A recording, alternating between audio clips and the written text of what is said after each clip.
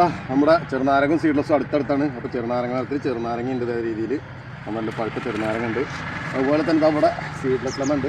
ഒന്നൊന്നല്ല കേട്ടോ, ഒരെണ്ണം അവിടെ ഉണ്ട്. ഇവിടെ ഒരു കമ്പിൽ രണ്ടെണ്ണം ഉണ്ട് കണ്ടില്ലേ. അപ്പോൾ ചിലർ കമൻറ്റ് ചെയ്തിട്ടുണ്ടായിരുന്നു കേട്ടോ, നാരങ്ങ മാത്രമേ കാണിക്കുള്ളൂ, ഈ നാരങ്ങ മാത്രം കാണിച്ചിട്ട് എത്ര കാലം മുന്നോട്ട് പോകാൻ പറ്റുന്നു. അപ്പോൾ കേരളത്തിൽ നമ്മൾ നാരങ്ങ എത്രത്തോളം ഉപയോഗിക്കുന്നുണ്ടോ അത്രത്തോളം നമുക്ക് വീഡിയോ ചെയ്യാൻ പറ്റും. അതുപോലെ തന്നെ അതേ രീതിയിൽ നാരങ്ങ ഇവിടെയൊക്കെ പൊട്ടിച്ചെടുക്കാൻ പറ്റും കണ്ടില്ലേ.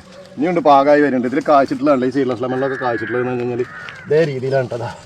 ഒരു കമ്പ് ഒഴിയാതെ അതാ അത് നോക്കിയപ്പോഴാണ് അതിൻ്റെ ഉള്ളിൽ കണ്ടത് കേട്ടോ. അടിപൊളി സംഭവം ഉണ്ടല്ലോ, കാണാൻ നല്ല ബുദ്ധിമുട്ടാണ് ഇതാ കണ്ടില്ലേ.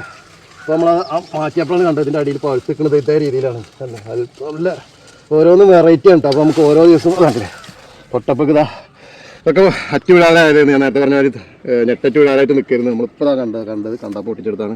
അപ്പോൾ ഇതേ രീതിയിലാണ് നമുക്ക് ചെറുനാരങ്ങയും സീഡ്ലെസ് ലെമണും കണമനാരങ്ങും ഒക്കെ ഉണ്ടായിട്ട് വരുന്നത്. ഇതാ അടിപൊളി സംഭവം അല്ലേ. വീഡിയോ ഇഷ്ടപ്പെട്ടൊന്ന് ലൈക്ക് ചെയ്യട്ടോ. ബൈ.